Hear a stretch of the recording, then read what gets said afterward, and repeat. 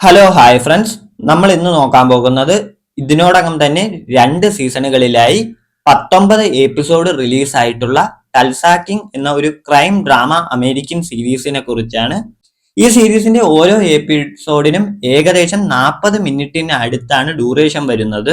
So നിങ്ങൾക്ക് ഒരു 2 ദിവസം ഉണ്ടെങ്കിൽ നിങ്ങൾക്ക് ഈ സീരീസ് കംപ്ലീറ്റ് ആയി കണ്ടു തീർക്കാവുന്നതാണ്.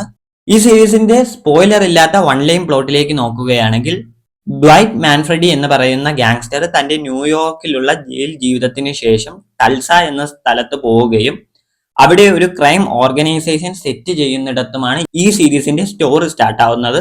സോ ഇനി നമുക്ക് നേരെ റിവ്യൂയിലേക്ക് കടക്കാം. ഈ സീരീസിന്റെ ഏറ്റവും വലിയ പോസിറ്റീവ് എന്ന് പറയാൻ പറ്റുന്നത് സിൽവർസ്റ്റർ സ്റ്റാലൻ എന്ന് പറയുന്ന ആക്ടർ തന്നെയാണ്. ഡ്വൈറ്റ് മാൻഫ്രെഡി എന്ന് പറയുന്ന ക്യാരക്ടർ എനിക്ക് ഫീൽ ചെയ്തത് അങ്ങേർക്ക് വേണ്ടിയായി എഴുതിയ ഒരു ക്യാരക്ടർ ആയിട്ടാണ്. അത്തരത്തിൽ കിഡിലൻ ഒരു പെർഫോമൻസ് ആണ് സിൽവർസ്റ്റർ സ്റ്റാലിൻ ഈ സീരീസിൽ കൊടുത്തിരിക്കുന്നത്.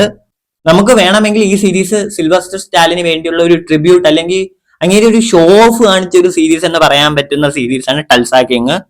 ഇത് പിന്നെ നമ്മൾ യൂഷ്വലി കാണുന്ന ഒരു serious crime drama gangster series അല്ല. കുറച്ചുകൂടെ കോമഡിക്ക് പ്രാധാന്യം നൽകിയാണ് ഇതിന്റെ ഗാങ്സ്റ്റർ സ്റ്റോറി പറഞ്ഞു പോകുന്നത്. അതുകൊണ്ട് തന്നെ നിങ്ങൾ കുറച്ചുകൂടി ആക്ഷൻ പാക്ഡ് വയലന്റ് സാധനം, പീക്കി ബ്ലൈൻഡേഴ്സ് പോലുള്ള ഒരു സാധനമാണ് എക്സ്പെക്ട് ചെയ്യുന്നതെങ്കിൽ നിങ്ങൾക്ക് ചിലപ്പോൾ ഡിസപ്പോയിന്റ്മെന്റ് ആവാം. ബട്ട് എനിക്ക് ഈ സീരീസ് അത്യാവശ്യം നല്ല രീതിയിൽ വർക്കൗട്ട് ആയ സീരീസ് ആണ്. സോ നിങ്ങൾ ഒരു യുണീക്ക് ആയിട്ടുള്ള ഒരു ക്രൈം ഡ്രാമ സീരീസ് ആണ് നോക്കുന്നതെങ്കിൽ നിങ്ങൾക്ക് അഫ്കോഴ്സ് ചെക്ക് ചെയ്യാൻ പറ്റുന്ന ഒരു സീരീസ് തന്നെയാണ് ടൽസ കിങ് എന്ന് പറയുന്നത്. So that was A video guys.